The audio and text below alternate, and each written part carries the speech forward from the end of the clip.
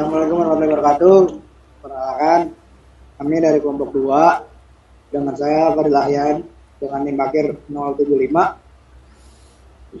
Nama saya Nadif Akila Syauki dari NIM 078. Saya Febir Supauzi, NIM akhir 072. Sini kami akan mempresentasikan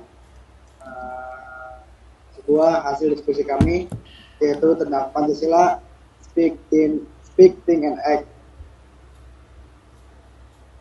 yaitu dengan dosen pengampu Ibu Anis Wada MPDI. Yang pertama ada speak. Dalam konteks pendidikan kewarganegaraan atau PKN, kata speak dimaknai sebagai berbicara atau menyampaikan pendapat. Makna ini berkaitan erat dengan hak warga negara untuk mengemukakan opini dalam kehidupan yang demokratis. Setiap warga negara memiliki kebebasan untuk berbicara, baik secara lisan maupun tulisan, selama tidak melanggar hukum dan tidak merugikan orang lain.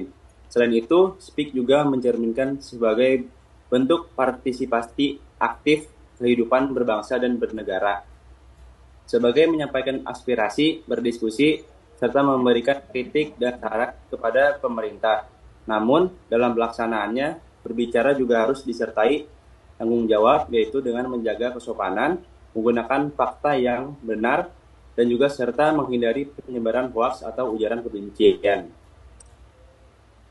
Adapun contohnya yaitu gunakan bahasa yang sopan di dalam komentar media sosial, lalu saring sebelum sharing, dan juga jangan menggunakan kata-kata yang merendahkan suku, agama, atau ras.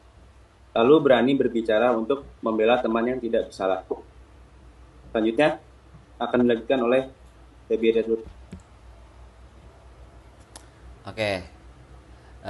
Lalu ada think, di mana think dalam Pancasila dapat diartikan sebagai cara berpikir yang berlandaskan nilai-nilai Pancasila. Seseorang yang menerapkan pola pikir Pancasila akan berpikir dengan mengutamakan sikap adil, menghargai pendapat orang lain, menjaga persatuan, serta menyelesaikan masalah melalui musyawarah. Dengan demikian, Pancasila tidak hanya dijadikan dasar negara, tetapi juga pedoman dalam berpikir dan bertindak dalam kehidupan sehari-hari. Adapun contohnya seperti empati, memahami perbedaan. Di jenjang SMP atau di jenjang sekolah kita bertemu teman dari berbagai latar belakang. Berpikir ala Pancasila berarti menempatkan diri kita di posisi orang lain sebelum bertindak. Jadi gunakan pikiranmu untuk mencari persamaan, bukan mempertajam perbedaan. Jadi seperti itu. Itu juga ada di dalam sila kedua, kemanusiaan yang adil dan beradab. Selanjutnya akan dilanjuti oleh Fadil Ahyan. Selanjutnya itu ada act. Definisi act dalam PowerPoint ini yaitu melakukan perbuatan konkret seperti gotong royong, bekerja sama para pamrih, menolong teman yang kesulitan, dan juga menjaga kelestarian lingkungan hidup. Intinya, kata act bukan sekedar tahu atau berpikir baik, tapi bergerak dan berbuat.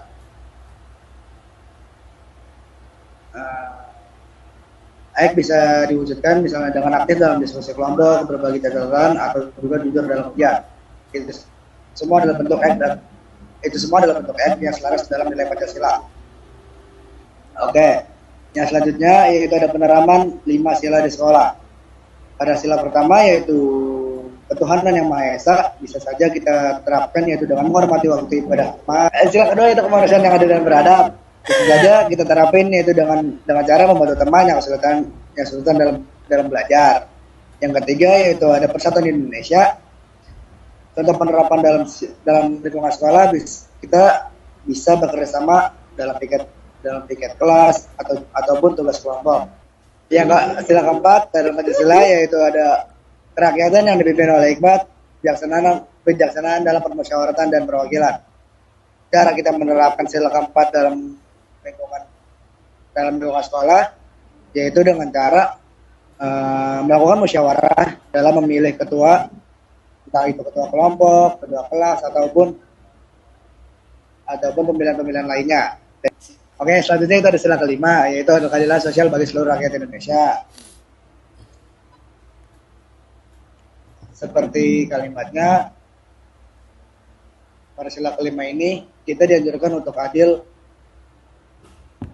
kepada sesama, mau itu yang lebih tua, mas saya ataupun lebih muda daripada kita.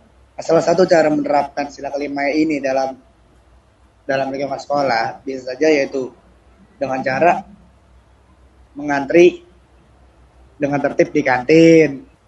Terima kasih. Cukup sekian. Mungkin itu saja yang bisa kelompok 2 sampaikan. Maaf bila banyak kurangnya atau banyak typonya. Sebagai penutup, saya akan mengucapkan sebuah kata-kata. Seperti B.J. Habibie pernah bilang, bermimpilah setinggi langit, jika engkau jatuh, engkau akan jatuh di antara bintang-bintang. Dan saya bilang, bermimpilah sebesar mungkin, hingga engkau takut dengan mimpi kalian.